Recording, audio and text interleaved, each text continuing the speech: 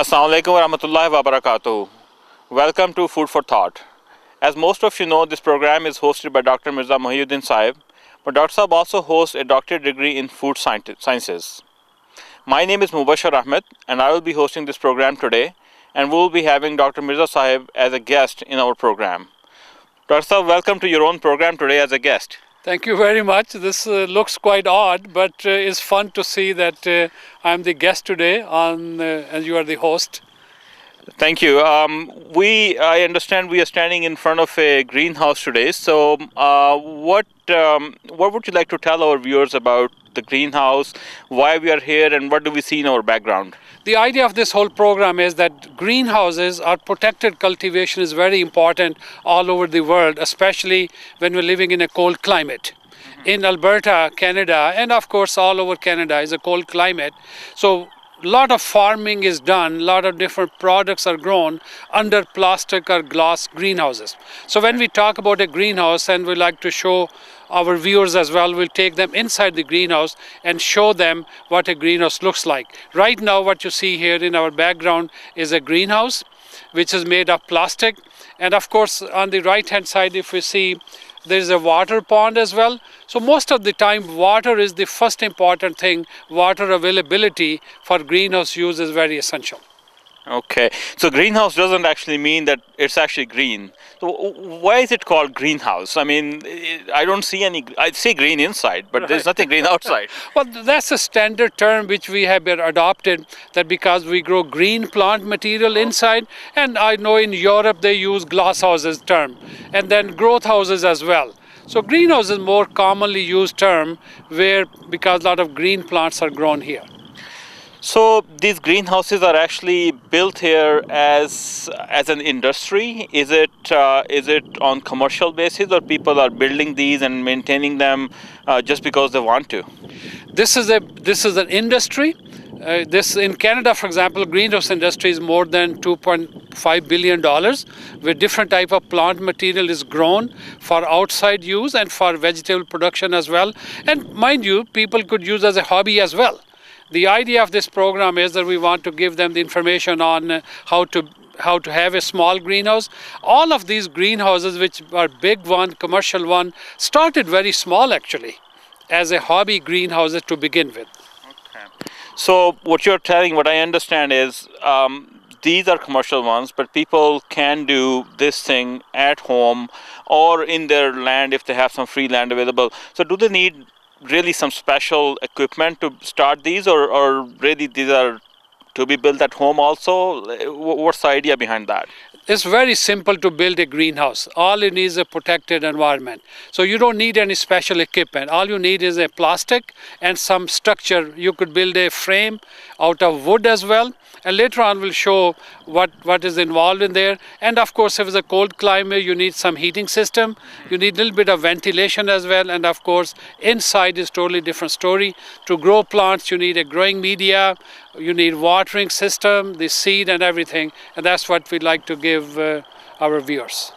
So one might think that, with all this stuff that is needed with the greenhouse, is it not cheaper just to buy the vegetables from the market, or is there any other benefit behind it? Like you get the pure vegetables without fertilizers and stuff, or is there any other benefit too? I think it just is a philosophical question, but it is more locally grown food supply. We want to assure that you have food supply of your own, rather than buying from other areas. Sometime if there's a storm, you can't bring vegetables as well. Recently, for example, there has been big frost in Florida and Mexico, and suddenly you can't see tomatoes and supply. So it's a question of growing your own food and of course supplying to the other semi-commercial, commercial, different aspects are there.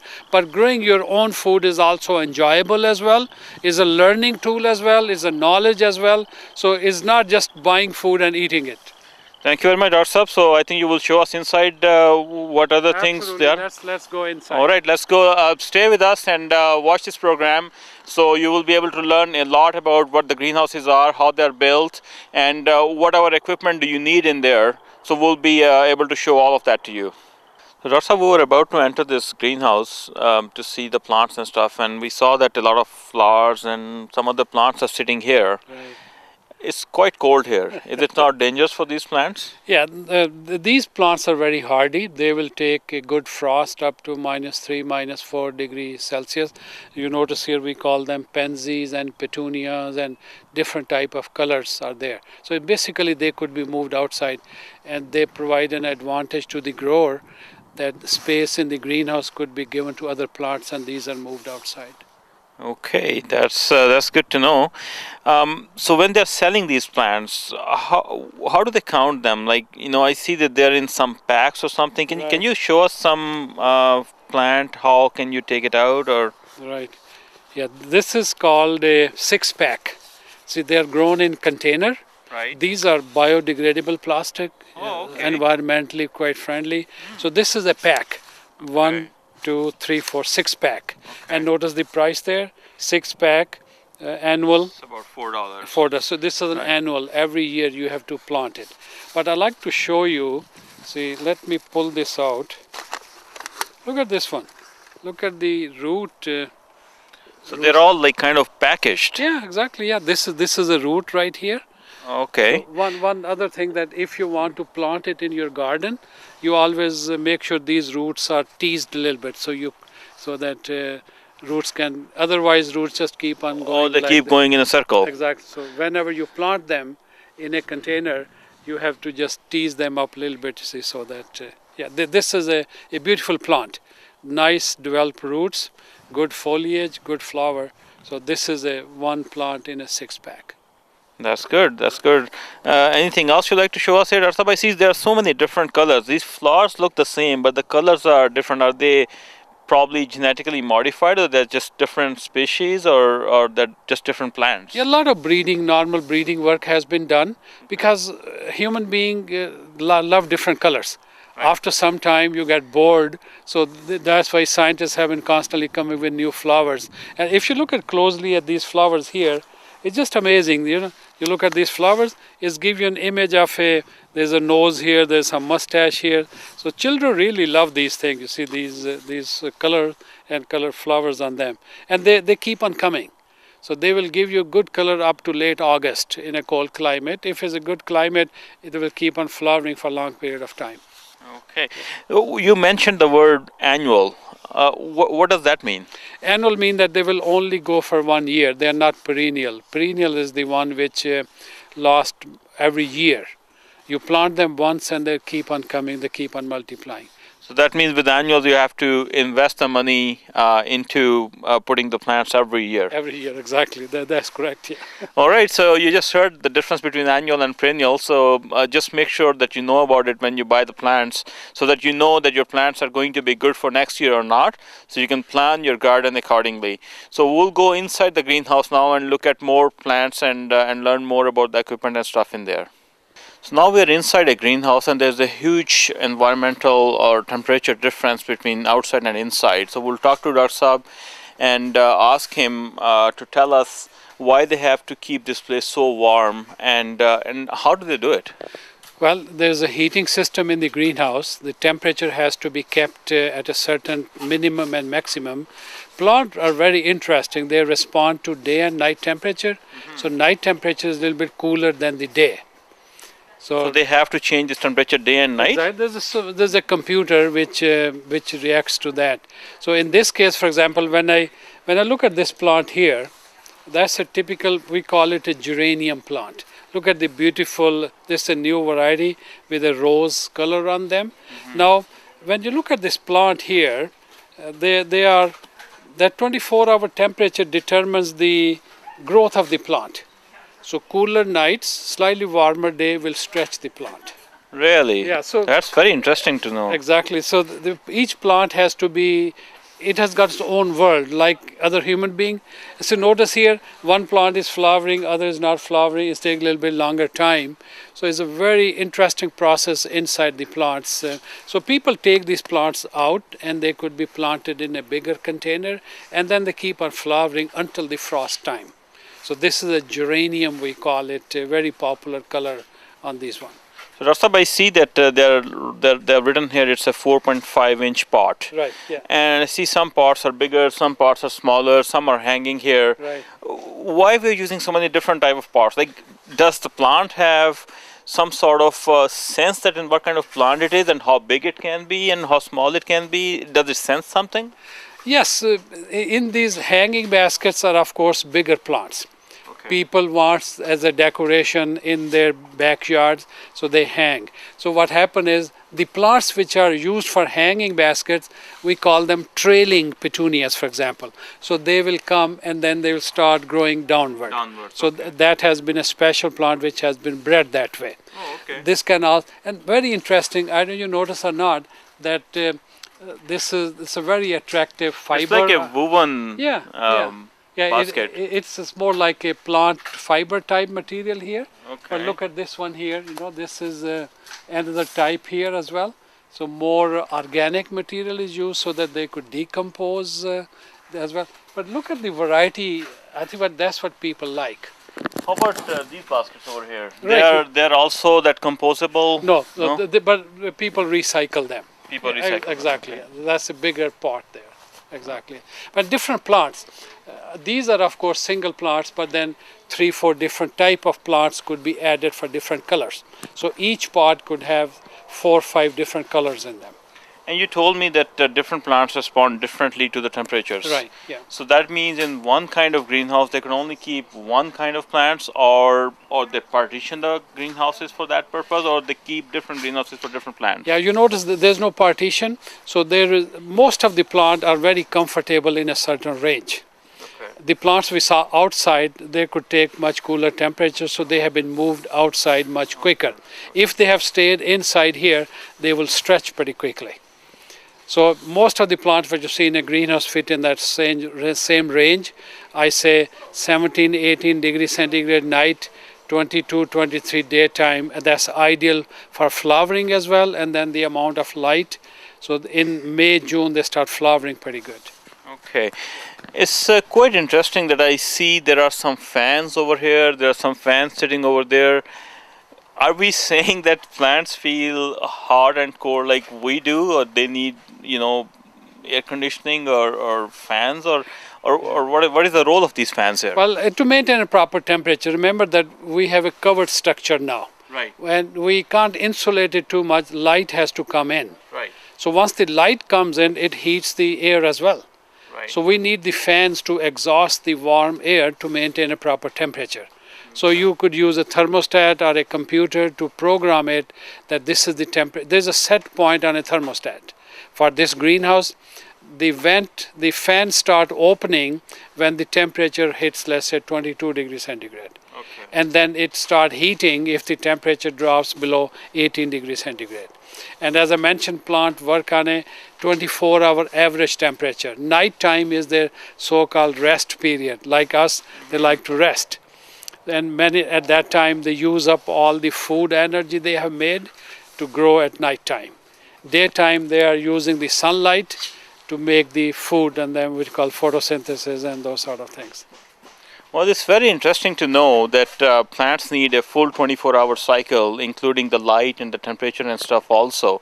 I had no idea about these things. So stay with us, and there will be a lot more interesting stuff coming up when Dr. Saab shows us a lot more equipment and a few other things that are being used in these greenhouses. So we had learned that just like human beings, plants also go through a 24-hour cycle, including the temperature difference and the light and the dark and all that kind of stuff. What we are just learning is that plants do need the doctors as well. I understand, Dr. Saab, that's where your role comes in. And you have a sick plant here which you are going to look after. Right. So tell us, what do you see in this plant, and why do we need the doctor for plants? See, what we were looking at this plant that's the same geraniums we show you the flowering one. Yeah. When you notice that these leaves start showing these kind of symptom, I call them speckling, and then they start dying off on the edges. What happens is, if the acidity in this growing media become too acidic, due to some reason, it's quite interesting. This plant itself make the growing media more acidic by producing more acidity.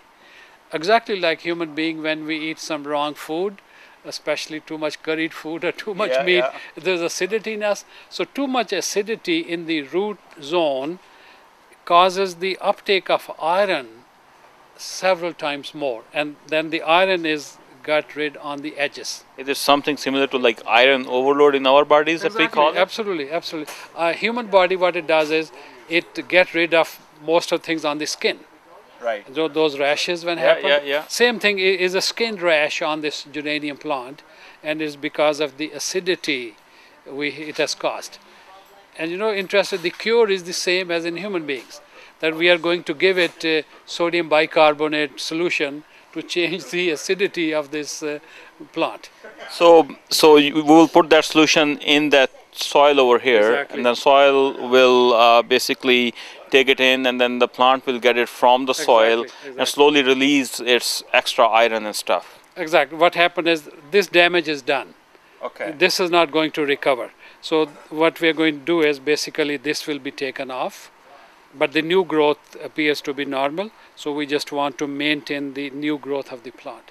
So whenever you see a sick leaf on a plant, shall you just pluck it out, or is it in this particular case, or is it a general application? Well, whenever we see something, we like to diagnose it first, that why this is happening. Okay. In this plant, the symptoms are like this. Other plants show different type of symptoms. So as a result of that, because once the damage is done, it's not going to recover. So Okay. the best practice is let the plant recover, and then these are taken off before selling them.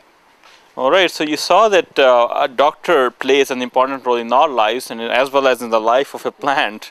So it's very important to take care of the plants and to keep an eye on their growth and on all this different kind of symbols. In this province, we are very fortunate to have the system where if you have a problem, you can actually go out and get the information about it, and you can actually diagnose it and get help about it. Now we're seeing a lot of different kind of plants here with a lot of different colors of leaves and flowers and all that kind of stuff. So we will ask Dr. to give us a brief introduction of these plants and tell us what they are and what kind of environment do we need to grow them. So Dr. why don't we go through this and you keep telling us all about these plants here. Right. What you see here is what we call them begonias. They're beautiful flowers, lot of good foliage on them. For example, here, this is more leafy begonia, we call it. This will produce flower, but a little bit later, for later in the season. So these plants are programmed to flower at a different time of the year, so that your colors could be enhanced. Whatever is coloring here, for example, you see those hanging baskets of begonias, they're already in flower. Right. People pick the plants which are flowering already. But these are the one which could be, they climb as well. You could put in your house and they'll keep on climbing. Inside the house, they will stay as a perennial for a long period of time. So after that, you will notice that different color begonias are here too. Now this is a different color. Slight smell them as well, but again, these are the begonias with a lot of good flowers are coming on them. So this is basically the begonia bench, what we are seeing here. Multicolor, single color, hanging baskets and potted plants here. Okay. So all of these plants will have different color of flowers, or it depends? Like they could be different species. This group, what we are seeing here is the same flowers, but look at this one here. There's a different color coming up here, and then look at that color there. That's a different. There's a yellow one there, and then here is an interesting begonia, which would not flower at this time, but it's known for its leaf. So the it's color. A very interesting leaf. It's Exactly. going round and has different shades in it. Exactly. Yeah. There is a leaf, but looks like a flower is there. See, so this is other type. Let me ask you another question here. When I touch these leaves, I have different feeling, and they're much more flat. And Right. this one is more like a velvet kind of thing. Exactly. Yeah. Is there a different benefit for the plant to have this kind of leaf? Like, do they attract more water or something, or what is it? This is in nature a mechanism to avoid insect. Any insect which will land here will get stuck into these spines, small spines. So nature is beautiful. That this is where they will come here. They get attracted to the shiny color, but they'll get stuck here and fly away. So least susceptible to the insect. This is quite quite interesting. That's very interesting. Very interesting. And then, so all of these plants that we are seeing here, they're all begonias. Yeah, this from here is all begonias family here. Yeah. Okay.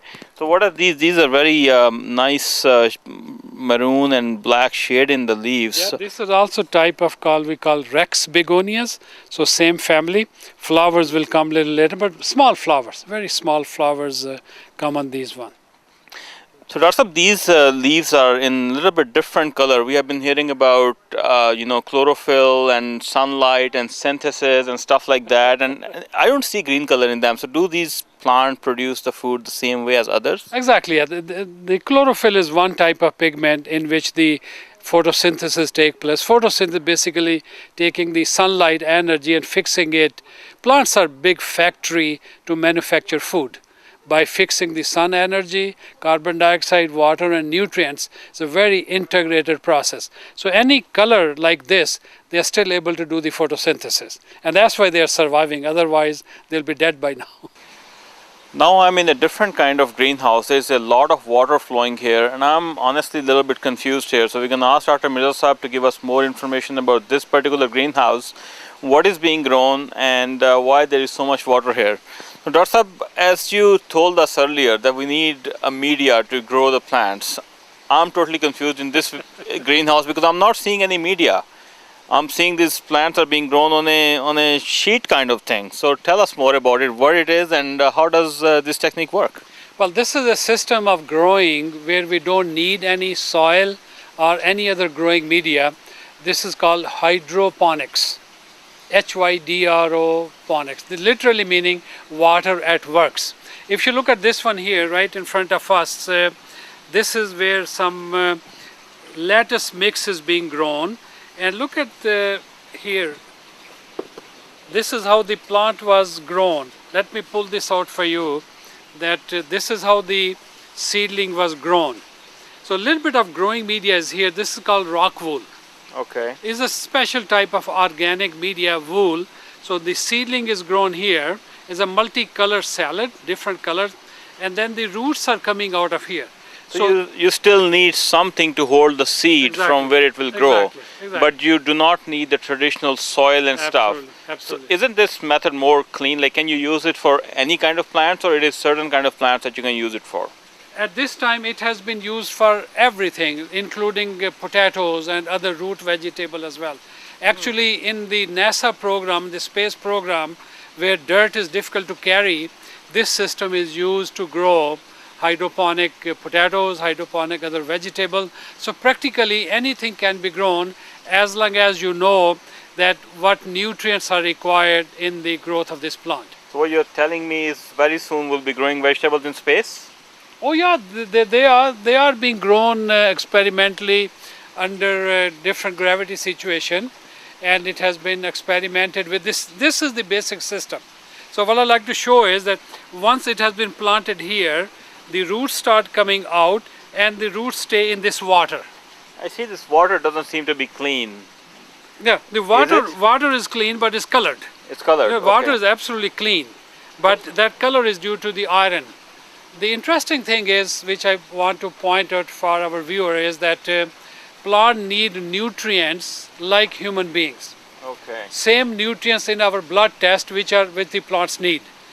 They are nitrogen, phosphorus, potash, calcium, magnesium. When you take a blood test, same things are there. Everything is mixed here.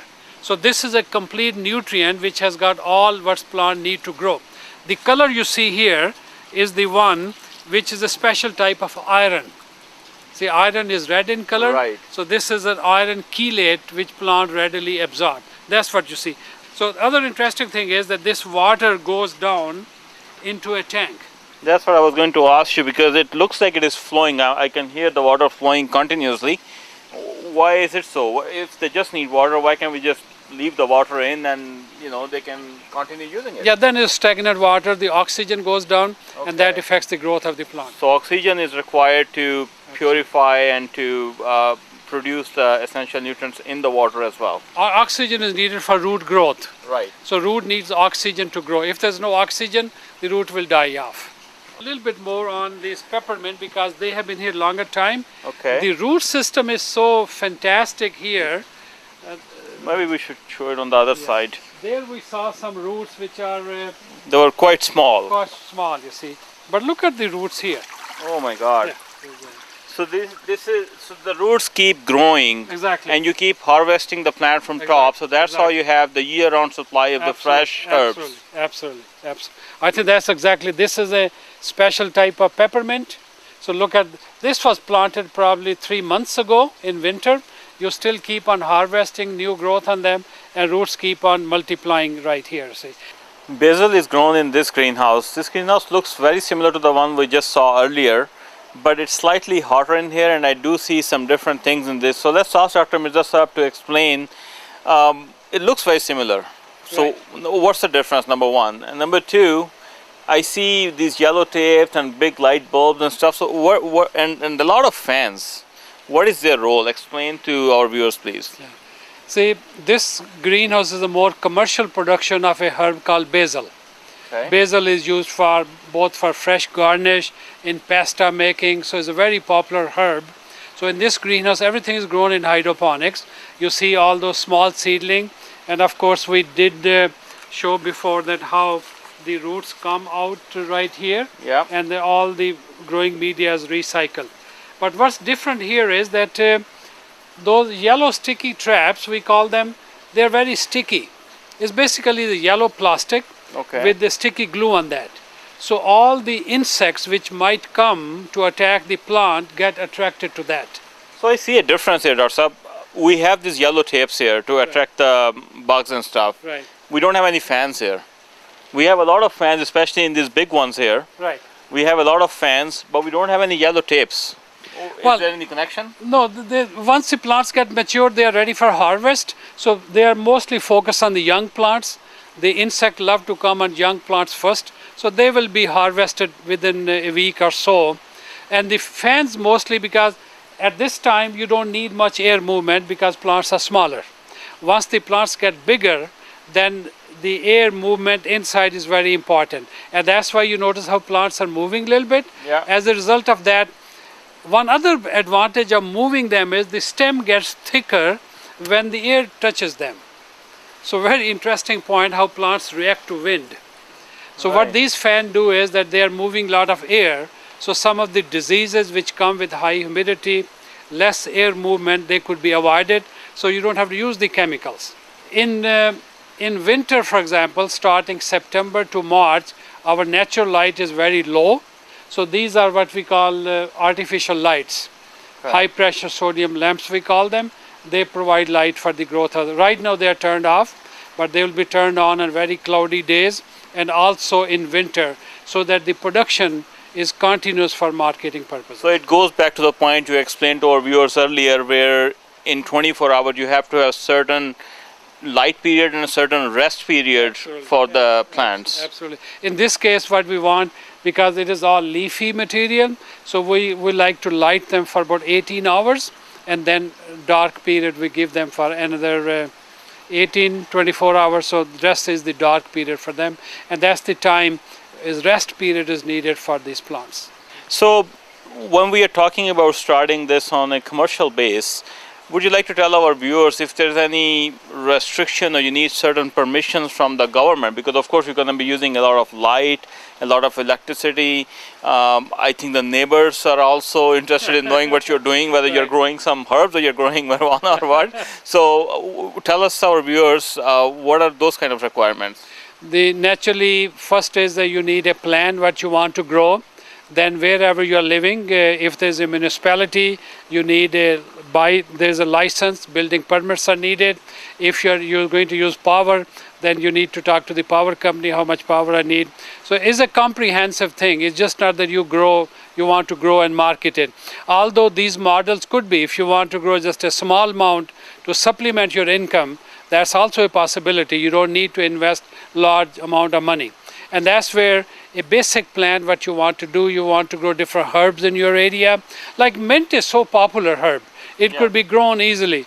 In the greenhouse is free of any chemicals and any insects as well. So I think those sort of things must be kept in mind, that a good plan, and then you go to the city or the town or municipality where building permit is needed. So build according to your needs and according to the rules and regulation of your country. So in this program, we have been able to show you the greenhouse and all the related techniques and technologies used in the greenhouse. Hopefully we have provided you enough information that you are able to start your own greenhouse, at least on a smaller scale. If you need any more information about anything that you have seen in this program, you are welcome to contact us, and we'll be more than happy to provide you all that information. I'm your host Mubashir Ahmed for Food for Thought program. Assalamu alaikum wa rahmatullahi wa barakatuh.